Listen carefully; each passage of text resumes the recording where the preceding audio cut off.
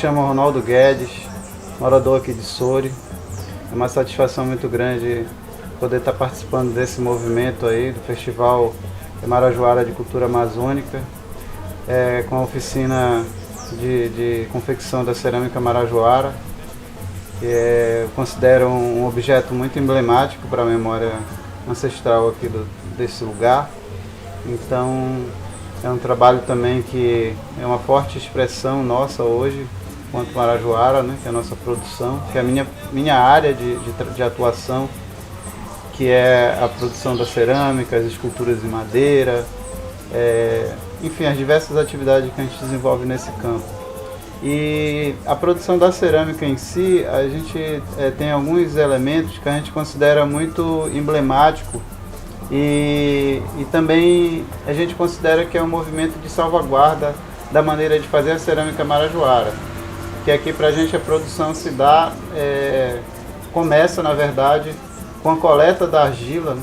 Nosso Marajó, os nossos campos alagados são muito argilosos e por isso provavelmente também talvez tenha sido um dos motivos que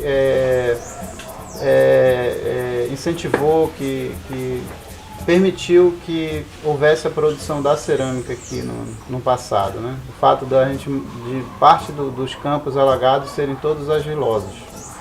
Então essa é a primeira matéria-prima e a gente faz a coleta do barro. Depois da coleta do barro a gente traz para o ateliê para tratar o barro, né? Por exemplo, para produzir uma peça, uma boa peça com segurança, para não ter problema de trincar a peça, de rachar. A gente precisa passar por esse processo de limpeza, primeiramente tirar os detritos, pedra, e depois fazer a parte de amassar o barro mesmo, né? De tirar as bolhas de ar. Porque esse é o primeiro processo, a coleta do barro e o preparo, mas depois por trás disso tem uma longa trajetória. Então é preciso fazer o passo a passo muito bem aplicado. Então amassar o barro, tirar a bolha de ar é primordial na produção de uma escultura, de uma peça em cerâmica, porque se ficar ar dentro da argila, a peça pode, na hora da queima, ela pode esse ar expandir, estourar, quebrar a peça e a gente perder o trabalho, já que essa cerâmica, todas as etapas são feitas antes de levar ao forno. Então a gente faz esse processo de amassar o barro e depois de amassar o barro a gente já começa na parte de modelagem. A técnica que eu utilizei na produção foi a técnica que a gente chama de acordelamento ou rolinho, porque na produção da argila existe uma infinidade de técnicas de produção, tanto eu uso torno, eu faço trabalho com rolinho, mas essa em especial eu quis utilizar a técnica do rolinho, do acordelamento, por vários motivos. Um deles é porque o rolinho é uma técnica mais livre de produção, porque você pode fazer qualquer forma, qualquer formato. Inclusive essa peça que foi feita na oficina, a gente utilizei um formato que é um pouco característico da cerâmica. Existe uma peça arqueológica que parece um pouco com essa que foi feita na oficina. Então a técnica do rolinho permite isso. Já o torno não, o torno a peça fica mais cilíndrica, é mais limitada. E essa é primeiro acho que é a técnica mais primitiva também de produzir peças, esculturas. É a técnica do rolinho. Então se dá cortando a massa, corta a argila depois de macerada, estica e faz um recorte para fazer o fundo do vaso, o fundo da peça, dependendo de qual vai ser a peça que a pessoa vai estar fazendo. Então faz a primeira base, amassar, esticar um pouquinho, deixar ela numa espessura razoável, dependendo do tamanho da peça, que vai ser o fundo, o início da peça. E depois dessa etapa, dá-se início à produção fazendo os rolinhos, que são os recortes que a gente vai fazendo na massa e vai espichando na mesa. E aí forma-se umas cobrinhas, umas cordas, por isso que vem de acordelamento. E depois a gente vai juntando sobrepondo uma sobre a outra e vai espalhando com a espátula. é preciso que aplique, seja bem aplicado, seja bem colado uma na outra. Quando passar um tempinho, pode jogar uma água. Eu costumo usar aproveitar, né, as nossas ferramentas, inclusive, a maioria são aproveitadas. Eu uso uma escova de dente, pode usar um cano PVC para fazer espátula, um raio de bicicleta para fazer o stack para desenhar. Então aí vai passando a espátula de acordo com a nossa necessidade, né? Porque o trabalho de escultura ele também tem isso. A gente vai fazendo, criando ferramentas de acordo com as nossas necessidades.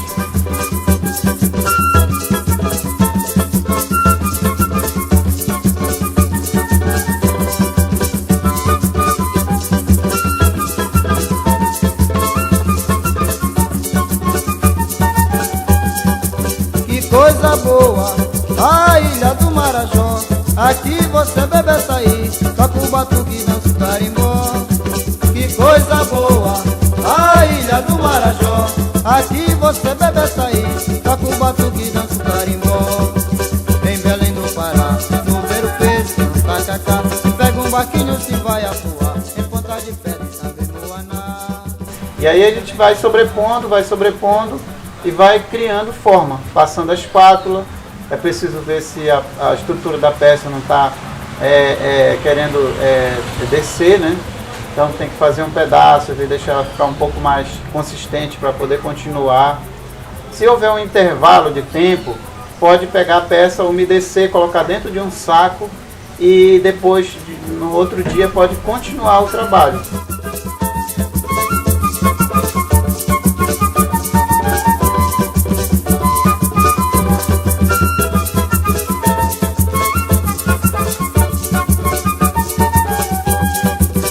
Coisa boa, a ilha do Marajó.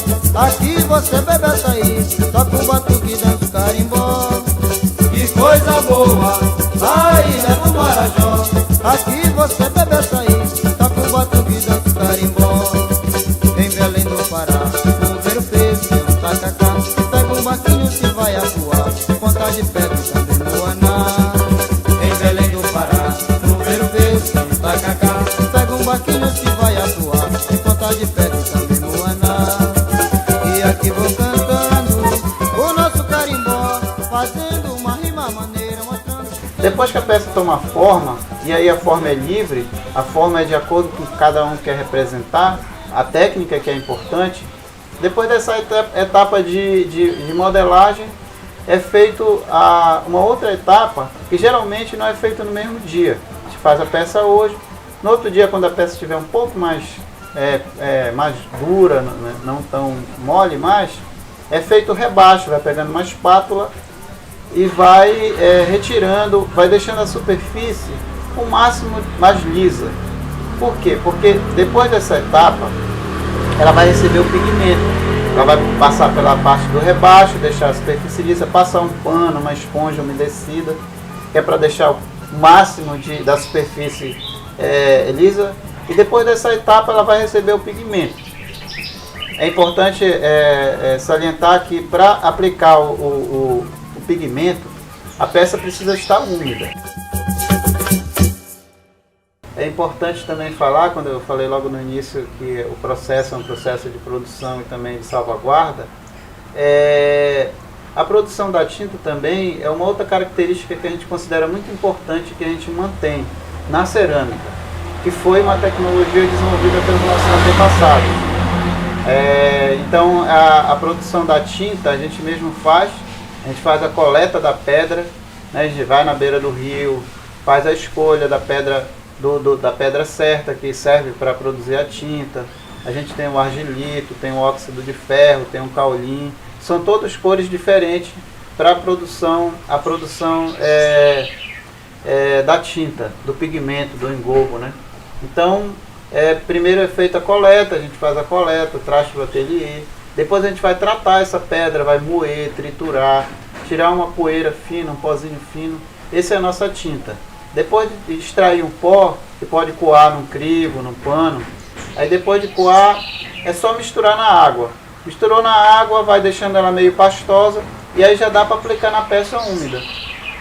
À medida que a peça for secando, a gente vai brunindo, que é um movimento que a gente faz pode ser feito com uma semente, com uma pedra, com um tubo plástico. Eu usei um tubo plástico, que é uma alternativa, uma reciclagem também.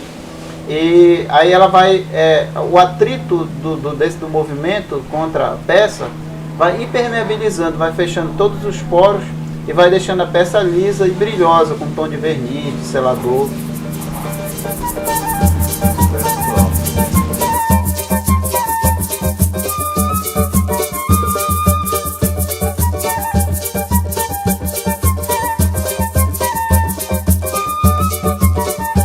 No meu Marajó tem tudo que a gente quer.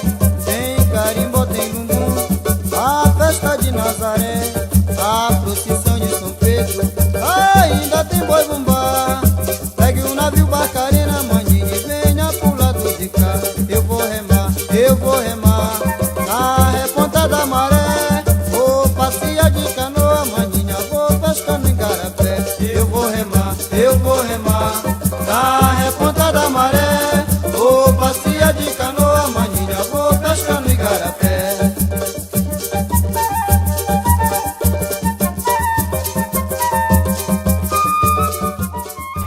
Feito isso, a gente já tem uma grande trajetória de trabalho. Eu acho que 50% da peça já está concluída. E aí depois vem duas etapas que eu considero das mais importantes. E uma delas é uma das mais emblemáticas. Eu costumo dizer que se a gente fizer uma escultura de cerâmica, uma peça, um vaso de cerâmica, de argila, depois vai virar cerâmica, e deixar ela só no barro, ela não teria muita identidade. A nossa maior identidade da cerâmica marajoara é o desenho geométrico, o padrão geométrico. Esse padrão geométrico ele foi um padrão que foi desenvolvido pela civilização, né? Aqui no Marajó data de ocupação humana de 3.400 anos, e a maior representação que a gente tem é através da cerâmica. Se não fosse a cerâmica ter resistido tanto tempo debaixo do solo, nós pouco saberíamos da nossa história, da nossa origem. Por isso a gente preza pela maneira de fazer a cerâmica. Então os desenhos eram expressão, representação muito forte da civilização daquela época. Então criou-se um estilo, um padrão que é genuinamente brasileiro. Gostaria inclusive de afirmar isso, né? Porque pelo tempo que ele existe e pela beleza estética e pela complexidade também, né? Porque essa representação ela representava também o olhar, né, do indivíduo daquela época para o seu ambiente, sendo que para aquele período era muito avançado, muito sofisticado que se desenvolveu. Então, por trás desse trabalho existe uma história muito rica que aos poucos feita uma releitura, uma representação através da cerâmica que a gente utiliza agora. Então, essa parte do desenho, da aplicação do padrão geométrico, né, que tem um pouco de matemática, né, da simetria, da geometria, a gente vai primeiro para a pesquisa das peças originais. A gente também estuda bastante os catálogos. Entre eles a gente tem um livro que chama Motivos Ornamentais da Cerâmica Marajoara, que é um livro que foi idealizado por um morador que veio aqui para a ilha, chamado Padre Giovanni Gallo. Ele é um dos idealizadores do Museu do Marajó, que fica em Cachoeira do Arari. Cachoeira do Arari é uma cidade que está um pouco mais para o centro da ilha e cercada por sítios arqueológicos. Então o trabalho nosso da produção e a oficina que está sendo realizada é difundir um pouco essa maneira de fazer da cerâmica, que é feita aqui no ateliê Artesãos de Marajó, através do coletivo de mulheres. E essa parte de produção dos desenhos é isso, é pesquisa. Eu utilizo um livro que é de uma arqueóloga que pesquisou bastante, escavou bastante aqui no Marajó, ligado ao Museu Emílio Guild, chamada Denise Pouchan. Ela escreveu, a tese de doutorado dela é o livro que é muito interessante, que chama Linguagem Iconográfica da Cerâmica Marajoara. Esse livro ela desenvolveu uma espécie de que ela chamou de unidade mínima e significativa, que eu chamo de alfabeto marajoara, que são vários padrões, vários ícones separados como se fossem letras do alfabeto. E esses ícones a gente utiliza na hora da produção da cerâmica. O que a gente faz? A gente divide a peça em 3, em 4, em 6 e vai aplicando esses ícones, e depois esses ícones a gente vai ampliando, usando a simetria, a geometria, e vai se fechando, vai se aplicando o ícone. E isso consiste também em retirar uma parte da tinta. Estava falando agora há pouco da produção da tinta, da aplicação do pigmento, do brunimento, e depois ela vai no contraponto. A gente usa uma ferramenta aqui que a gente improvisa também, que é o raio de bicicleta. Provavelmente eles usavam ossos de animais, esporão de peixe. Agora a gente tem o raio das bikes aí. Então a gente aproveita, produz as ferramentas, que a gente chama de stack, que é uma ferramenta pontiaguda. Tem uma parte pontiaguda e outra parte mais de formão, mais chata, para fazer dois sucos diferentes, duas linhas diferentes. E aí a gente vai retirando uma parte da tinta, e aí vão revelando-se os desenhos, os padrões, que ficam em baixo relevo.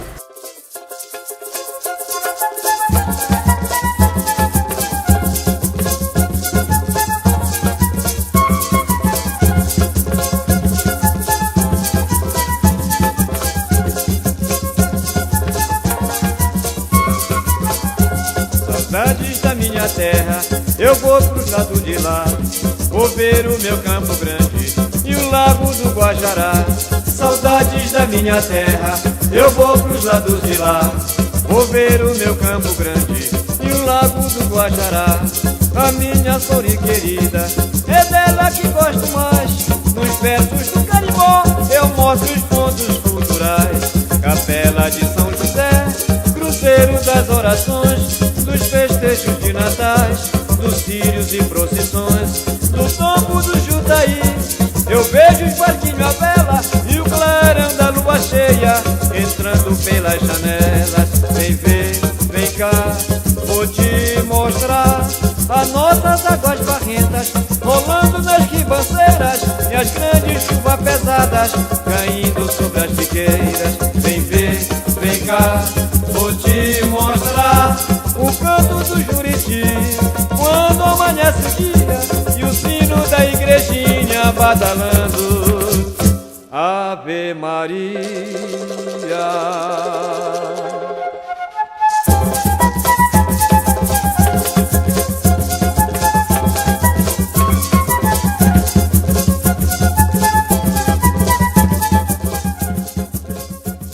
Não adianta querer produzir uma peça rápida, porque essa é a diferença, né, da máquina, de outros fazeres. É um trabalho de criação. Eu costumo dizer que as peças também que nós desenvolvemos aqui no ateliê Artimangue são peças que são todas únicas, não tem reprodução em série, não tem peça igual, até porque o nosso prazer é prazer de criar. Outra coisa também que a nossa característica, nós não somos um grupo de produção de réplicas das peças originais. Até a gente faz algumas que a gente considera emblemáticas, mas o nosso trabalho é de criação. O que a gente mantém é a salvaguarda e a maneira de fazer. Depois a gente pega esse alfabeto, pega a técnica de aplicar o pigmento, e daí a criação é livre. E a produção ela se dá dessa forma. E aí vão surgindo representações de várias figuras na produção. E aí, depois dessa etapa de aplicar o desenho geométrico, essa é praticamente a etapa final da parte de modelagem, de execução das partes mais importantes. Aí terminou essa etapa, queima, né? Depois de tudo isso, a peça vai ao forno, porque como são todos os pigmentos de origem mineral, ele vai se fundir com o fogo, né? Geralmente uma queima de uma cerâmica, a cerâmica precisa estar bem seca, muito bem seca, né? O nosso forno é um forno a lenha, e aí uma queima dura em média 10, 12 horas, dependendo do clima. Aliás, toda a produção da cerâmica depende muito do clima, né? Por exemplo, a coleta da argila a gente só faz no verão, quando está mais seco, os campos param de chover. assim como a coleta da pedra a gente só faz na maré seca. Então tem uma relação muito próxima com a natureza, com o ambiente. A secagem da peça no inverno é mais difícil, no verão ela se dá mais rápido, para brunir. Enfim, são várias etapas que a gente vai fazendo passo a passo. E depois da queima a gente tem o resultado final, né? A peça de barro vira cerâmica e está pronta para dialogar com outras culturas, com outros povos, ornar, ir para a casa da pessoa, das pessoas, adentrar, levando a energia da ilha, levando a memória ancestral do Brasil, da Amazônia, do Pará, através dessa maneira de fazer.